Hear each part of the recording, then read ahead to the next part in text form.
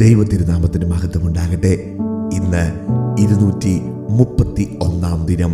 ന്യായാധിപന്മാർ 20 അധ്യായം, യെശയ്യാ പ്രവാചകന്റെ പുസ്തകം 47 അധ്യായവും 1 യോഹന്നാൻ 1 അധ്യായവും വായിക്കാം.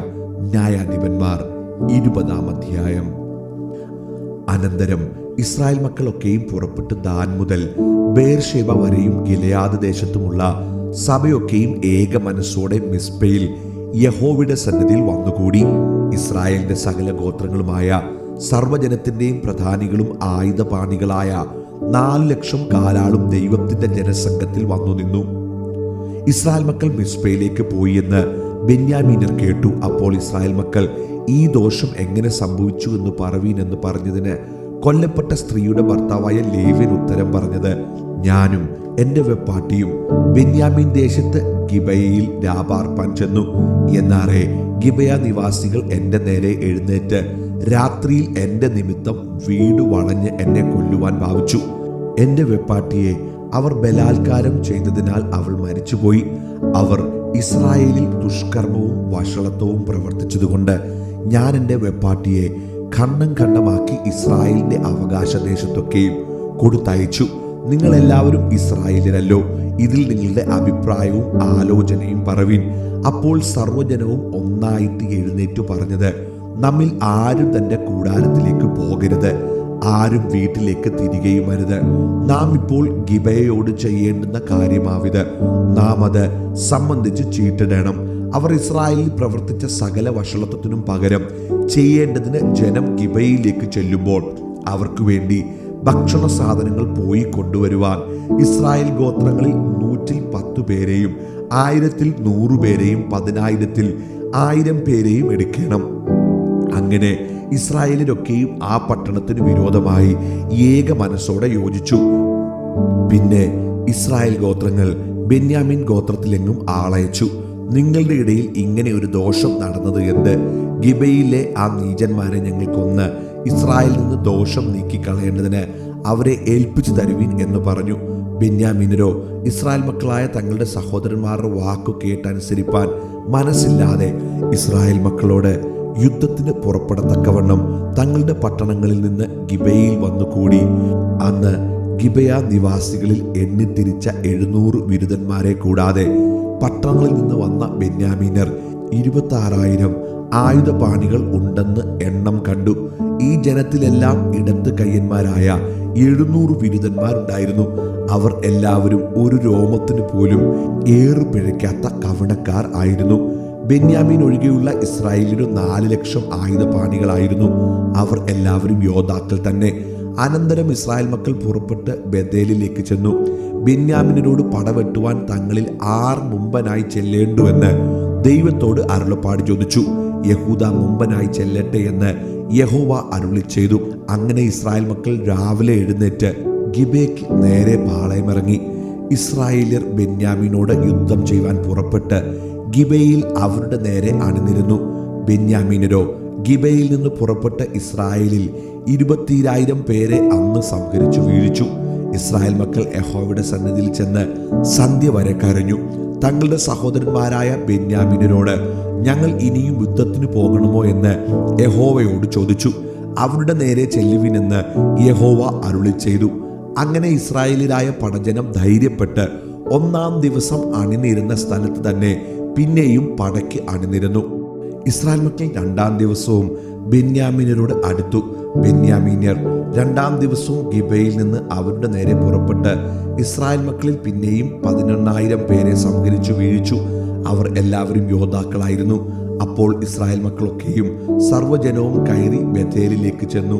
അവിടെ യഹോവയുടെ സന്നിധിയിൽ കരഞ്ഞുകൊണ്ട് അന്ന് സന്ധ്യ വരെ ഉപവസിച്ചു പാർത്തു. യഹോവയുടെ സന്നിധിയിൽ ഹോമയാഗങ്ങളും സമാധാനയാഗങ്ങളും അർപ്പിച്ചു. പിന്നെ ഇസ്രായേൽ മക്കൾ യഹോവയോട് ചോദിച്ചു. അക്കാലത്ത് ദൈവത്തിന്റെ നിയമപ്പെട്ടകം അവിടെ ഉണ്ടായിരുന്നു. അഹരോന്റെ മകനായ എലയാസാറിന്റെ മകൻ ഫീനഹാസ് ആയിരുന്നു അക്കാലത്ത് തിരുസന്നിധിയിൽ നിന്നിരുന്നത്.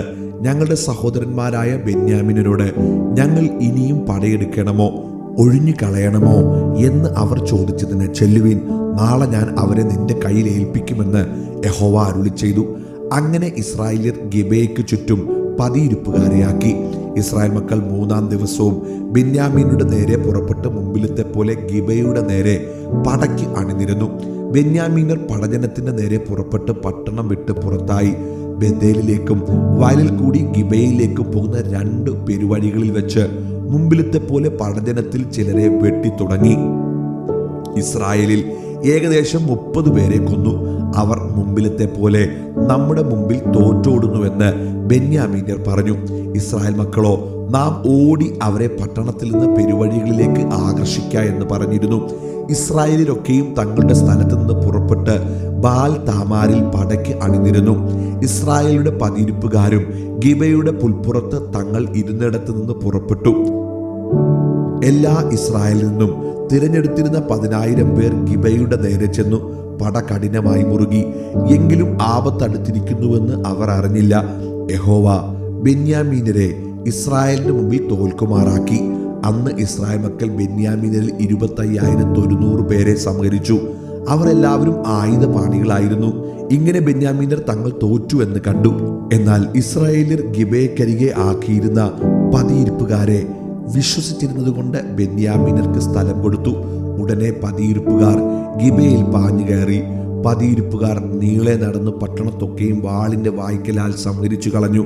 പട്ടണത്തിൽ നിന്ന് അടയാളങ്ങളുമായിട്ട് ഒരു വലിയ പുക പൊങ്ങുമാറാക്കണമെന്ന് ഇസ്രായേലിയർ പതിയിരിപ്പുകാരുമായി പറഞ്ഞൊത്തിരുന്നു. ഇസ്രായേലിയർ പടയിൽ പിൻവാങ്ങിയപ്പോൾ ബെന്യാമീനർ ഇസ്രായേലിനെ വെട്ടിത്തുടങ്ങി. ഏകദേശം 30 പേരെ കൊന്നു. മുൻകഴിഞ്ഞ പടയിലെ പോലെ അവർ നമ്മുടെ മുമ്പിൽ തോറ്റോടുന്നുവെന്ന് അവർ പറഞ്ഞു. എന്നാൽ പട്ടണത്തിൽ നിന്ന് അടയാളം ഒരു വലിയ പുകത്തൂണായി പൊങ്ങിത്തുടങ്ങിയപ്പോൾ ബെന്യാമീനർ പിന്നോട്ട് നോക്കി. പട്ടണം മുഴുവനും ആകാശത്തോളം കത്തിപ്പൊങ്ങുന്നത് കണ്ടു. ഇസ്രായേലിയർ തിരിഞ്ഞപ്പോൾ ബെന്യാമീനർ തങ്ങൾക്ക് ആപത്തു ഭവിച്ചു എന്ന് കണ്ടു. അവർ ഇസ്രായേൽ മക്കളുടെ മുമ്പിൽ നിന്ന് മരുഭൂമിയിലേക്കുള്ള വഴി തിരിഞ്ഞു. പട അവരെ പിന്തുടർന്നു. പട്ടണങ്ങളിൽ നിന്നുള്ളവരെ അവർ അതതിന്റെ മധ്യേ വെച്ച് സംഹരിച്ചു. അവർ ബെന്യാമീനരെ വളഞ്ഞു ഓടിച്ച് ഗിബയ്ക്കെതിരെ കിഴക്ക് അവരുടെ വിശ്രാമ സ്ഥലത്ത് വെച്ച് പിടികൂടി. അങ്ങനെ ബെന്യാമീനരിൽ 18,000 പേർ പട്ടുപോയി. അവർ എല്ലാവരും പരാക്രമശാലികളായിരുന്നു. അപ്പോൾ അവർ തിരിഞ്ഞു മരുഭൂമിയിൽ റിമ്മോൻ പാറയ്ക്ക് ഓടി. അവരിൽ 5,000 പേരെ പെരുവഴികളിൽ വെച്ച് ഒറ്റയൊറ്റയായി പിടിച്ചു കൊന്നു. മറ്റവരെ ഗിദോമോളം പിന്തുടർന്ന് അവരിലും 2,000 പേരെ വെട്ടിക്കളഞ്ഞു. അങ്ങനെ ബെന്യാമീനർ ആകെ 25,000 ആയുധപാണികൾ അന്ന് പട്ടുപോയി. അവർ എല്ലാവരും പരാക്രമശാലികൾ തന്നെ. എന്നാൽ 600 പേർ തിരിഞ്ഞു മരുഭൂമിയിൽ റിമ്മോൻ പാറ വരെ ഓടി. അവിടെ 4 മാസം പാർത്തു. ഇസ്രായേലിയർ പിന്നെയും ബെന്യാമീനുടെ നേരെ തിരിഞ്ഞ് ഓരോ പട്ടണം മുഴുവനെയും മൃഗങ്ങളെയും കണ്ട സകലത്തെയും വാളിന്റെ വായ്ക്കലാൽ സംഹരിച്ചു. അവർ കണ്ട എല്ലാ പട്ടണങ്ങളും തീ വെച്ച് ചുട്ടുകളഞ്ഞു. യെശയ്യാവ് 47. ബാബേൽ പുത്രിയായ കന്യകേ, ഇറങ്ങി പൊടിയിലിരിക്ക. കൽദയ പുത്രി, സിംഹാസനം കൂടാതെ നിലത്തിരിക്ക. നിന്നെ ഇനി ധന്വങ്കി എന്നും സുഖഭോഗിനി എന്നും വിളിക്കയില്ല. തിരികല്ല് എടുത്തു മാവ് പൊടിക്ക. നിന്റെ മൂടുപടം നീക്കുക. വസ്ത്രാന്തം എടുത്ത് കുത്തി തുടമറയ്ക്കാതെ നദികളെ കടക്ക. നിന്റെ നഗ്നത അനാവൃതമാകും. നിന്റെ നാണിടം കാണും. ഞാനൊരു മനുഷ്യനെയും ആദരിക്കാതെ പ്രതികാരം നടത്തും. ഞങ്ങളുടെ വീണ്ടെടുപ്പുകാരനോ, സൈന്യങ്ങളുടെ യഹോവ, ഇസ്രായേലിന്റെ പരിശുദ്ധൻ എന്നാകുന്നു അവന്റെ നാമം. കൽദയ പുത്രി, മിണ്ടാതിരിക്ക. ഇരുട്ടത്തു പോക.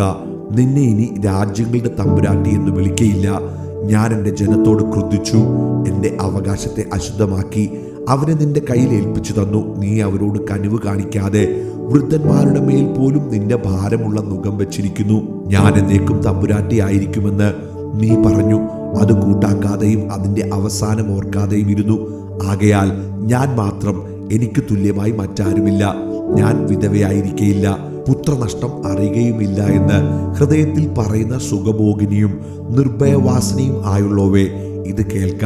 പുത്രനഷ്ടം, വൈധവ്യം, ഇവ രണ്ടും പെട്ടെന്ന് ഒരു ദിവസത്തിൽ തന്നെ നിനക്ക് ഭവിക്കും.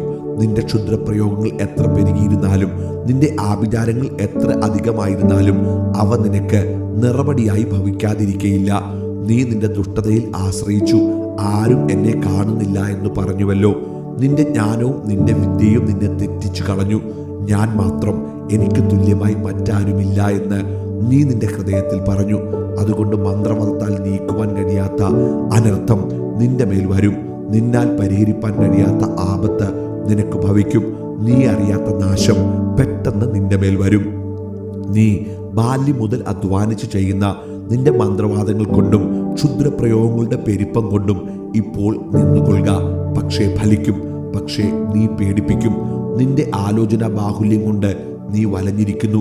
ജ്യോതിഷക്കാരും നക്ഷത്രം നോക്കുന്നവരും നിനക്ക് വരുവാനുള്ള മാനസാന്തരം അറിഞ്ഞിരിക്കുന്നവരും ഇപ്പോൾ എഴുന്നേറ്റ് നിന്നെ രക്ഷിക്കട്ടെ.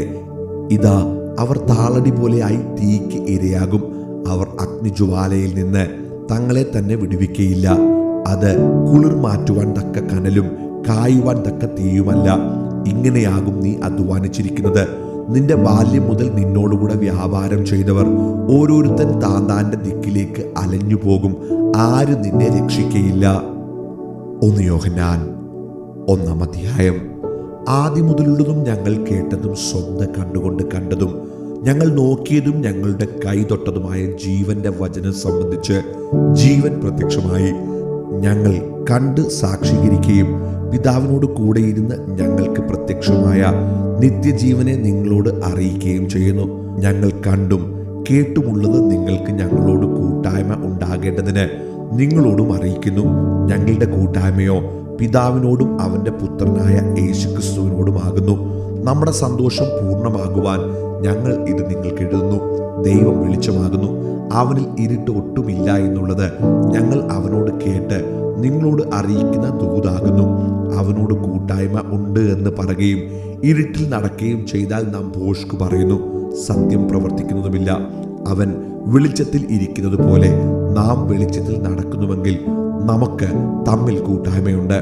അവന്റെ പുത്രനായ യേശുവിന്റെ രക്തം സകല പാപവും പോക്കി നമ്മെ ശുദ്ധീകരിക്കുന്നു. നമുക്ക് പാപമില്ല എന്ന് നാം പറയുന്നുവെങ്കിൽ നമ്മെ തന്നെ വഞ്ചിക്കുന്നു. സത്യം നമ്മിൽ ഇല്ലാതെയായി. നമ്മുടെ പാപങ്ങളെ ഏറ്റുപറയുന്നുവെങ്കിൽ അവൻ നമ്മോട് പാപങ്ങളെ ക്ഷമിച്ച് സകല അനീതിയും പോക്കി നമ്മെ ശുദ്ധീകരിപ്പാൻ തക്കവണ്ണം വിശ്വസ്തനും നീതിമാനുമാകുന്നു. നാം പാപം ചെയ്തിട്ടില്ല എന്ന് പറയുന്നുവെങ്കിൽ അവനെ അസത്യവാദിയാക്കുന്നു. അവന്റെ വചനം നമ്മിൽ ഇല്ലാതെയായി.